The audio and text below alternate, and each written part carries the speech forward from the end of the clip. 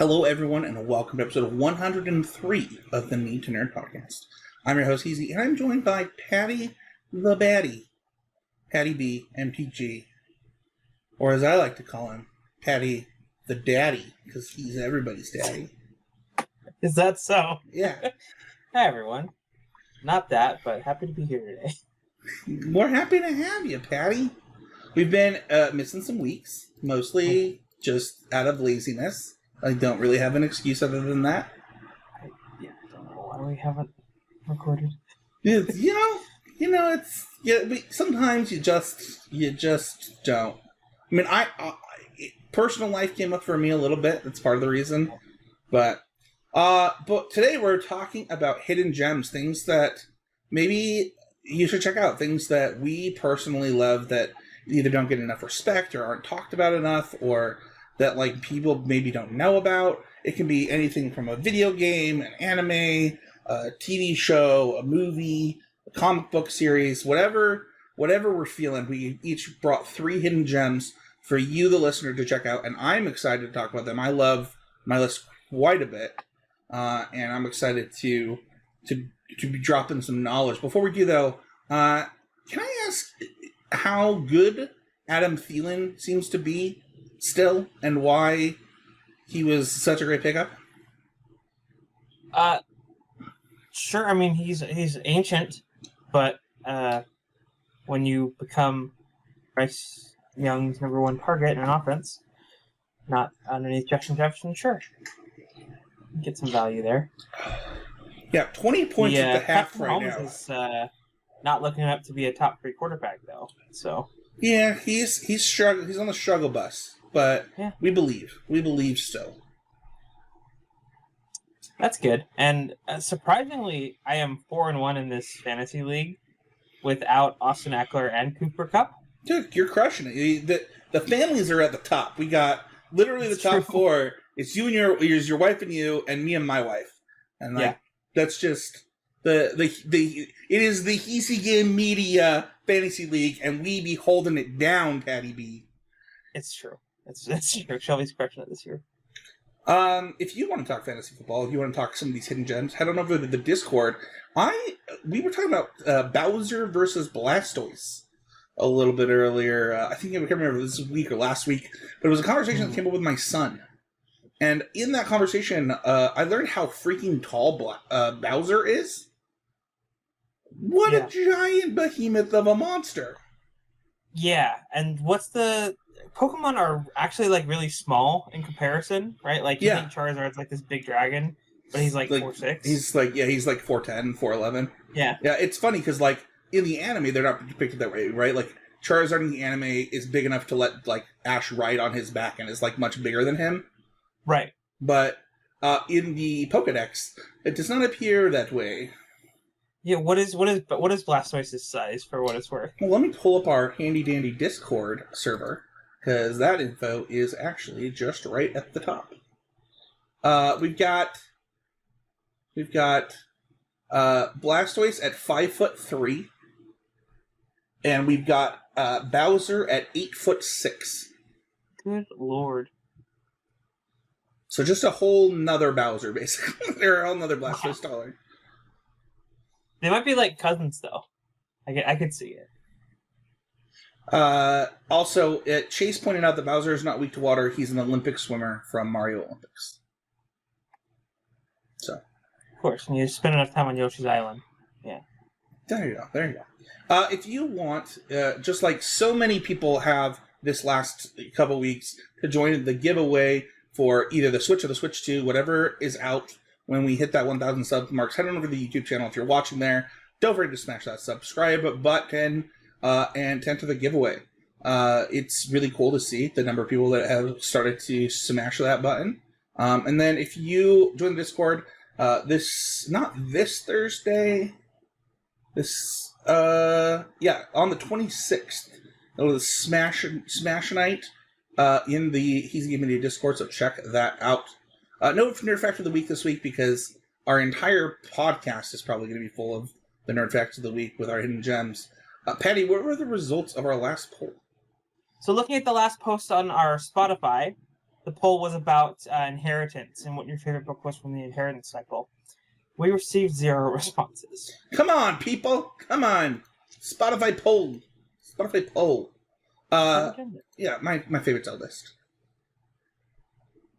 What's My your favorite is Aragon, first one. Oh, nice. I was listening to Aragon the other day. It's a good book. That's cool. I'm so excited for next month. Me too.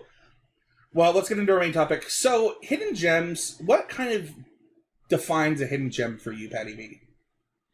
Yeah, so for me, a hidden gem is something that is like underappreciated or something that didn't get enough shine, whether like critically or fan-wise, that is really good and deserves a second look. Okay. Yeah, for me, I kind of understand, like, whether it, like, I think it's so funny because, like, a lot of things that you could classify, like, I think Hook is a good example of this, like, beloved cult classic that I think is a cult classic, though. Like, it is now known that that it was hated by the media and that people loved it. I mean, Rufio, right? It goes into, like, kind of that echelon. What's funny is, like, things can only be hidden gems for as long as they're hidden, right? Things something like Avatar: The Last Airbender, like, when that was coming out, people were like, what is this? What's going on here? And it happens to be just, like, absolutely one of the best cartoons ever made. So for me, a hidden gem is something that people don't know about, that people don't talk about, that isn't that if you brought it up in conversation, people would be like, "What are you talking about?" And that is truly great. We're gonna popcorn these, and I'm gonna let you go first, Paddy B. What is your first hidden gem? Yeah, so my first hidden gem is actually one we kind of talked a little bit about, where like you're such a big fan of like Red Dead Redemption, but that that Grand Theft Auto was just like a little too much for you with the killing and all that. Hidden gem. It's gonna be Need for Speed Most Wanted. This game I put in so many hours in, and it kind of was that, like, initially it's like I wanted Grand Theft Auto, but I was a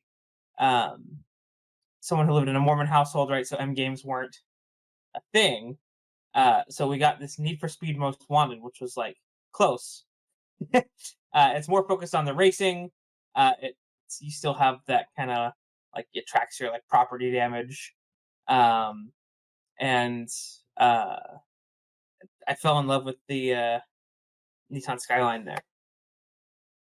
So I was a big Need for Speed Underground 2 and Midnight Club 3 Dub Edition fan. In fact, Midnight Club 3 Dub Edition almost made my Midnight Club 3 almost made my hidden gems. What's funny is, like, I don't remember what the reason would be that I didn't play this, but I have a guess. And that is that my family switched to a Wii after the original Xbox. And this is a 360 game, right?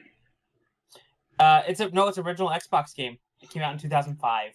Oh man, I don't know why I skipped this one then.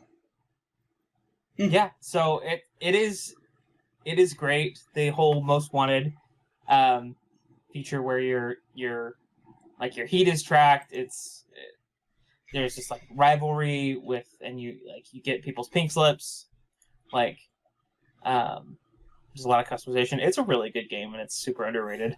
What's funny is that when you had this, I thought you were going to say the new, like, Need for Speed, the Xbox One game, because that game, if you like, you would like it a lot. It's really, really good. If you ever want to borrow it, I have a hard copy and I have it on downloaded. So, like, you feel free to come grab that anytime. But it's Need for Speed from uh, 2014. Gotcha. I'll go first. I'll go take my first one, I should say. And the one I'm going to do first is First Night. This is a film from I'm just going to pull it up. 1995. Lancelot falls in love with Guinevere, his due to marry King Arthur. Meanwhile, a violent warlord tries to seize power from Arthur and his Knights of the Round Table. Directed by Jerry Zucker, starring Sean Connery, Richard Gere, and Julie Ormond. That's right. That's right. Richard Gere, yes. I said. Sean Connery, I said. It's a lot of star power. Yeah. Looking at this cast. Yeah, this movie, it's magical, man. Like it is one of legitimately like the best movies. And you know, its IMDb rating only 6 out of 10. I mean, this film, the cast is great, the set design is great, the costumes are great, the acting is phenomenal, the score, the whole thing. If you have not seen this film, you know, it's cute, it's sad, it's tragic. It has everything that makes a good film. Ah, that's so interesting. Okay, yeah, and I think it may have fallen, like, as far as like why it might be more of a hidden gem, is things like Kevin Costner's Robin Hood or like Dragonheart were some of the other like fantasy hits around that time. Looking at the more like this, I even see The Man in the Iron Mask. That's another super hidden gem. That one I can't not cry when I watch that. Things like A Knight's Tale. So there are things like I think that may have like overshadowed it. Yeah, but it is a wonderful film. I highly encourage. Have you seen this one, Paddy? I don't think I have. I think I have to add it to my list. It's so good. It's so good. What about you? What's your next one? Yeah, so my next one, we are in the month of October, and so Halloween movies are something that I love and pay attention to. And this one is one of my favorites that goes unnoticed. There's been a lot of Mars Attacks kind of movies where aliens come to Earth, and this one is so funny. It is ridiculous how funny this movie is. It's called Space Invaders. So the premise of this film is these like 4 aliens get stuck into this small town in Iowa, and everyone had just listened to War of the Worlds, right? And so it's these little green aliens trying to fit in and dealing with Midwest culture. In Illinois. So I'd never even heard of this. Yeah, I know. That's why it's one of those like cult classic, like I think back to like how does it hold up? Their interaction. It still holds up. It still holds up today. When did this movie come out? 1990. Yeah, 1990. So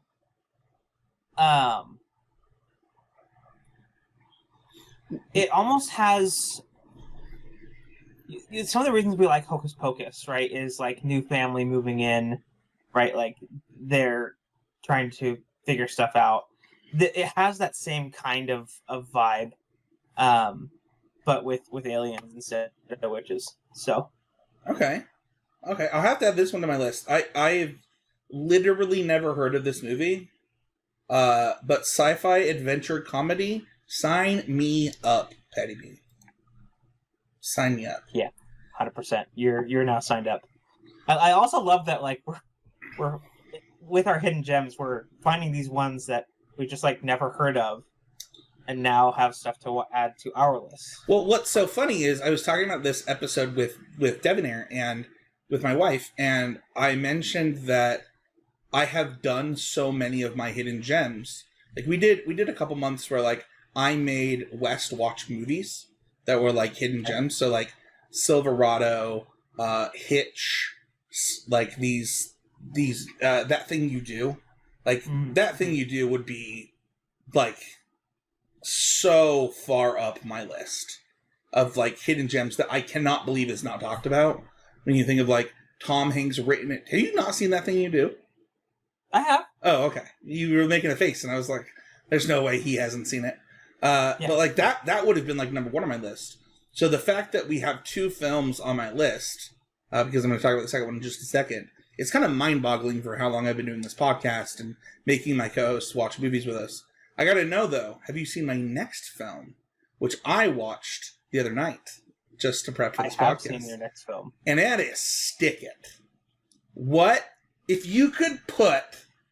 I don't know how to explain this movie to people who haven't seen it without like, it's phenomenal. It is a 2006 movie starring Jeff Bridges. I don't know how to explain this. It is a gymnastics film, but it is like a pop punk anthem film. It is. I'm just going to read this real quick. So, just going to read the IMDb. After a run-in with the law, Haley is forced to return to the world in which she fled from years ago, enrolled in an elite gymnastics program run by legendary Burt Vickerman, which is Jeff Bridges. Haley's rebellious attitudes gives way to something that just might be called team spirit. This film is probably quoted like in my family home like way more than it should be. Also, like if you just watch the trailer for this film, you will want to watch this movie. It's funny. It's endearing. It is the most. The soundtrack is so funny because it's just like the movie starts with like a little less than 16 Candles by Fall Out Boy. It's like the literal first song on the like as you drop into these kids riding their bikes and skateboards in an abandoned pool, like Fall Out Boy comes on, and it encapsulates 2006 and what it was like to be a teenager in 2006 and how we all felt, like this rebellious pop punk era. I don't know how to explain it other than that, man. Yeah, Stick It is great. Jeff Bridges is great. That's a really good descriptor. Yeah.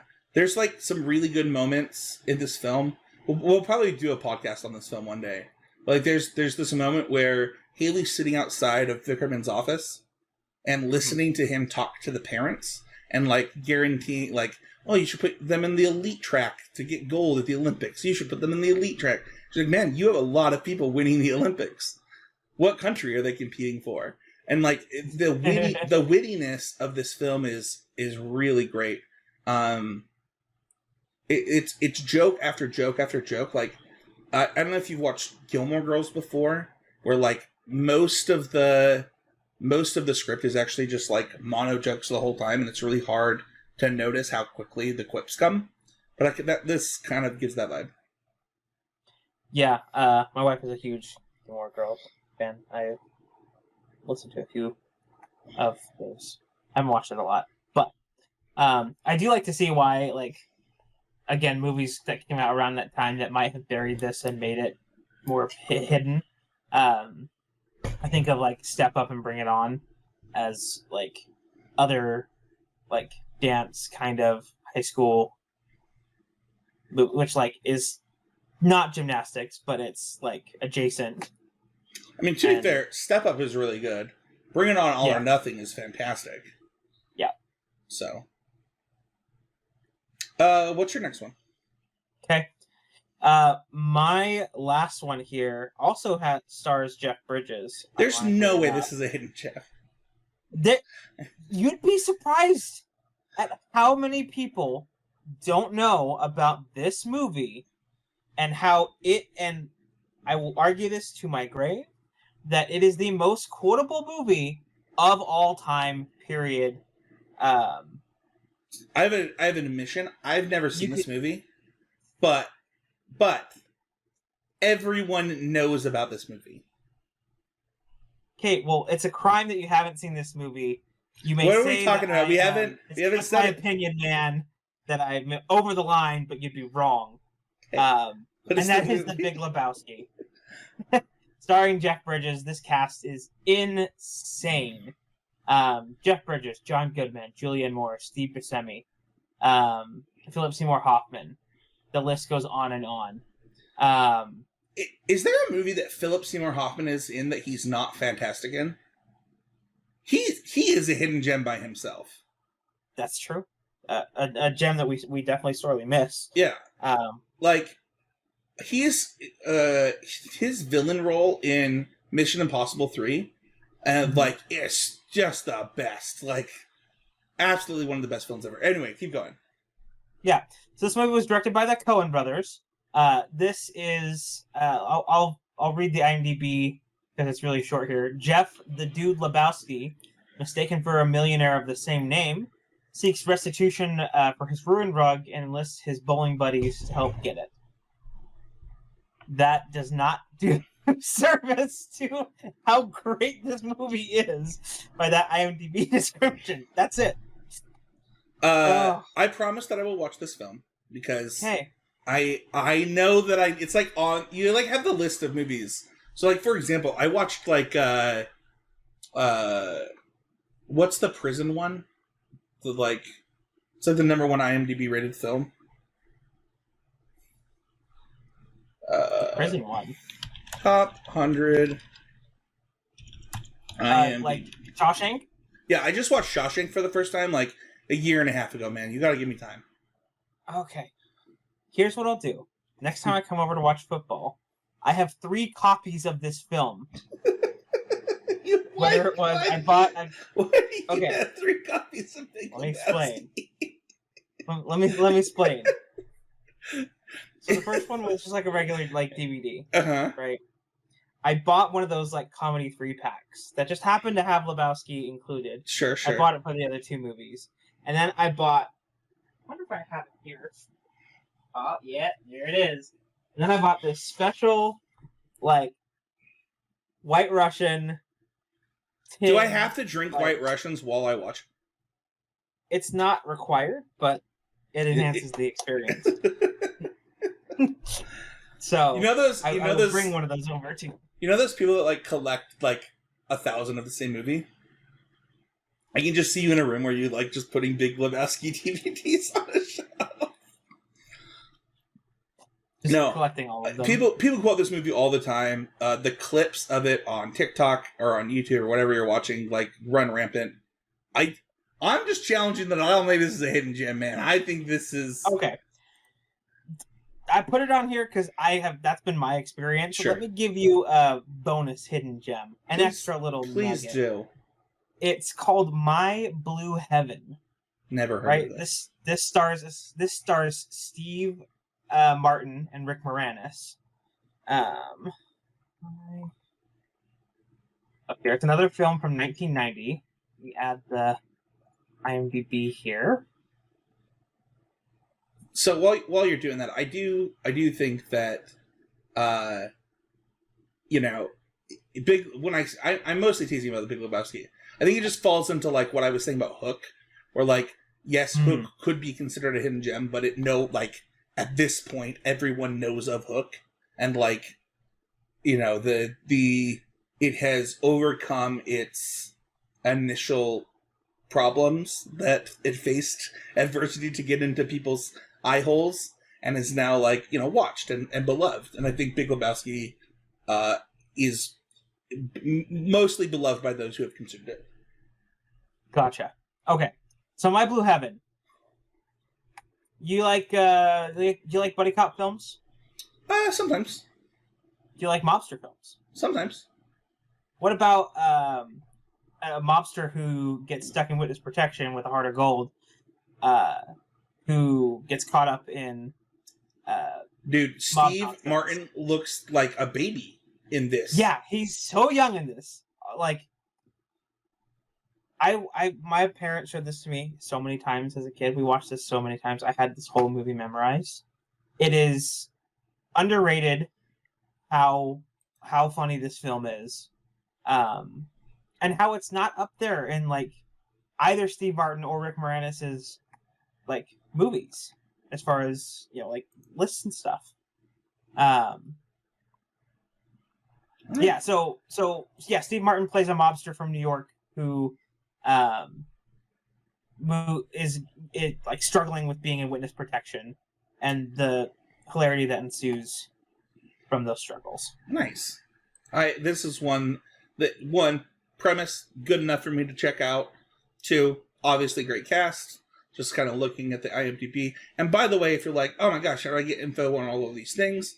We'll put the IMDb's and the wikis in the show notes so that you can quickly get to those and make sure that you understand what we're talking about.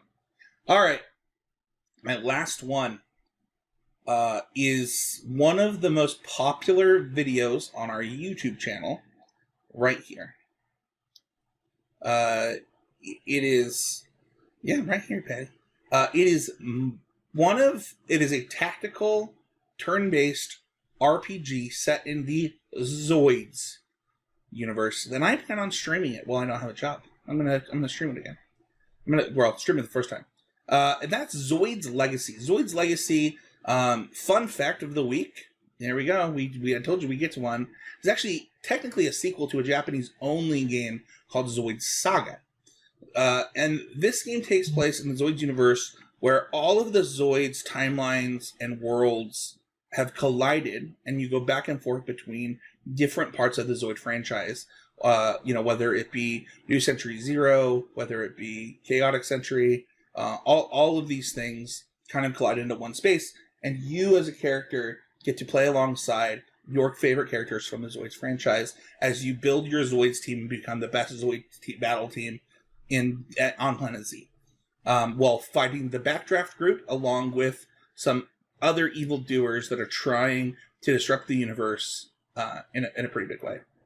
It is there's something special about Game Boy Advance games to me, and I feel this way about the Super Nintendo sometimes too, Paddy, where it was the right amount of game to get a lot of game out of, where you don't care as much about things like the graphics, you're focused on the story, you're focused on the gameplay, you're focused on the things that, in my opinion, matter the most for a really good game, right? Like the art style, if you're into 16-bit, awesome, because, I think that there's really good art when you think about the bits that you got to use on the Game Boy Advance to the Super Nintendo. But this game's a thing of beauty. If you're a fan of Zoids, it's fantastic for giving you a really good experience for entrenched fans. And then if you're not a Zoids fan, you can play it and enjoy yourself still. It's buried at entry. It's just using mech animals to fight each other and become champions of the world. Cool. Yeah, I've never really gotten into Zoids, but I'll definitely have to catch your streams when you stream this. Yeah, it is it's so funny because I think all of my favorite Game Boy Advance games are tactical RPGs. Thinking about it, it's like Final Fantasy Tactics Advanced. It's let's see here. It's Fire Emblem for Sacred Stones, and this are like literally in my desk next to me. I don't even have a Game Boy Advance right now, and I have copies of these games sitting next to me. It's a good one, man. It's definitely worth, and I think I have really fond memories of this, with my Nintendo, with my Game Boy SP. Having that backlight, playing this game in the car ride to Lake Powell or to Disneyland, or wherever we're on our way to, and just building out my Zoids team and trying to collect all the Zoids that I could. It was a really good one. That's awesome. So that is going to do it for our hidden gems. What surprised you the most? Is there anything on my list or that surprised you? Is there anything that we didn't cover that we should have? I kind of forgot how good Stick It was, and I think I have to rewatch it. Dude, it's so good. I was watching it while drafting, and I was like, this movie's so funny. It's like, there's a line in the movie, just throw it out there. It's like, why doesn't she have to study? And she, like, they do this thing where they have, like, fake phone calls. It's really endearing. So tell her I got my GED. And she's like, what does drunk driving have to do with school? It's like, so funny. If you want to suggest a topic for the podcast, don't forget to leave a comment on the YouTube channel where you're watching. If you're watching there right now, don't forget that you will get producer credit. We'll give you the credit you deserve. Paddy, is there a poll this week that you would like to suggest for them Spotify listeners? No poll this week, but tweet us, message us your hidden gems, because we'll do we kind of retweet those and see, like, share with us your hidden gems, and we'll share that back out. Maybe uncover some of these awesome gems. Yeah, if you want to find me, you can find me at Heezy Game on the X, Spencer13H, basically everywhere else. You want to find Paddy, it's at PaddyBMPG. Like, subscribe, review. It's the best way to support the show. Paddy, thank you so much. You gave me multiple movies to watch. And honestly, I'm probably going to play Most Wanted. Like, I'm a huge racing game fan. Not like, I guess I shouldn't say huge. Some people are real into racing games. But Need for Speed has a soft spot in my heart, so I'm excited. That's awesome. All right. And we'll see everybody next time with another episode of the Need to Nerd podcast.